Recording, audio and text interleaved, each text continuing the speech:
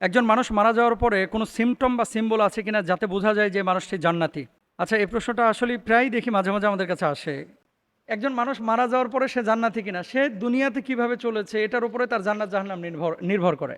এখন মানুষটা যদি নামাজ পড়ে, মানুষটা যদি দিনদার হয়, মানুষটা যদি হারামখোর না হয়, মানুষটা যদি হালাল জীবনযাপন করে, অবশ্যই তো সে জান্নাতে যাবে, কোনো সন্দেহ নাই। বিলা শুবহাতে সে জান্নাতে যাবে। এখন কথা হচ্ছে, রাসূল আকরাম সাল্লাল্লাহু আলাইহি সাল্লামের তারপরে কিছু হাদিস দেখা যায়, যে হাদিসগুলোতে বোঝা যায় যে মানুষটি জান্নাতি। এক নম্বর, মানকানা আখিরু কালামিহি লা ইলাহা ইল্লাল্লাহ দাখালাল জান্নাহ।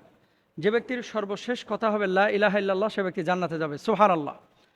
দুই নম্বর, নবীজি সাল্লাল্লাহু আলাইহি ওয়াসাল্লাম বলেছেন, আশ-শাহীদু লাহু ইনদাল্লাহি সিত্তু খিসালিন।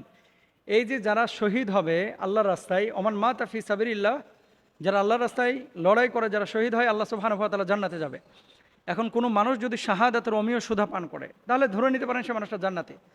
রোড অ্যাক্সিডেন্টে মারা গেলে তাদেরকে হুকমান শাহাদাতের মর্যাদা দেওয়া হয়। ওমান মাতা ফিল মাহদুমি ফাহুয়া শাহিদুন। কেউ যদি ভূমি ধসে মারা যায়, তাকে শাহাদাতের মর্যাদা দেওয়া হয়। কেউ যদি প্লেগে মারা যায়, তাহলে তাকে শাহাদাতের মর্যাদা দেওয়া হয়। কেউ যদি সন্তান জন্মদানের সময়, ডেলিভারির সময় মারা যায়, তাকে শাহাদাতের মর্যাদা দেওয়া হয়। এখন এই ধরনের মৃত্যু, আগুনে, ওমান মাতা ফিল গারিকি ফাহুয়া শাহিদুন, কেউ পানিতে ডুবে মারা গিয়েছে, তাকে শাহাদাতের মর্যাদা দেওয়া হয়।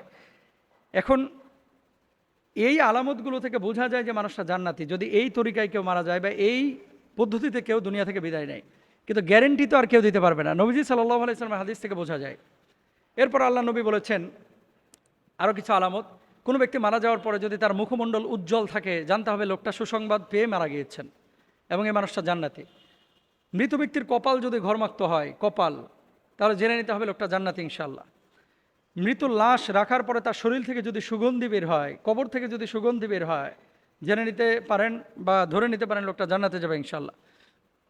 মরার আগে অনেক মানুষ দেখবেন লা ইলাহা ইল্লাল্লাহ, লা ইলাহা ইল্লাল্লাহ, ইল্লাল্লাহ ইল্লাল্লাহ ইল্লাল্লাহ ইল্লাল্লাহ, আল্লাহ আল্লাহ আল্লাহ আল্লাহ, লা ইলাহা ইল্লাল্লাহ, ইন্না লিল্লাহ, এরকম বলে মরে, ধরে নেবেন লোকটা জান্নাতি, সুবহানাল্লাহ।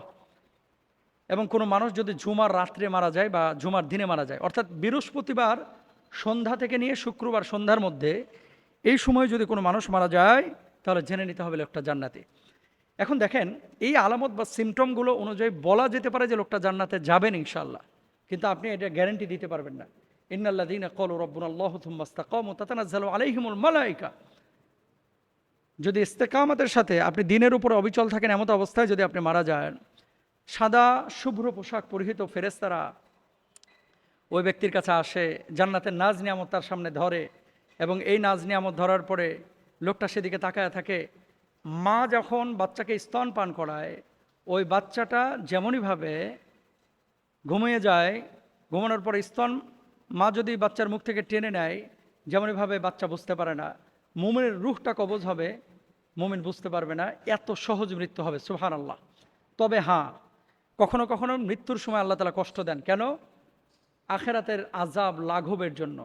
এজন্য কারো মৃত্যু কষ্টের সাথে হয়েছে, ধরে নেবেন না সে লোকটা জাহান্নামী, বরঞ্চ আল্লাহ তাআলা তাকে শাস্তি দিয়ে আবার জান্নাতে দিবেন। আর মনে রাখবেন, যে ব্যক্তি একবার কালিমা পড়েছে, মান ক্বালা লা ইলাহা ইল্লাল্লাহ ফাদাখালাল জান্নাহ, জীবনে একবার যে কালিমা পড়েছে, আল্লাহ, আল্লাহ নবীকে, আখিরাতকে, কোরআনকে, ফেরেশতাকে বিশ্বাস করেছে, কোনো না কোনো দিন জান্নাতে যাবেই যাবে ইনশাআল্লাহ। আল্লাহ তৌফিক দান করুন।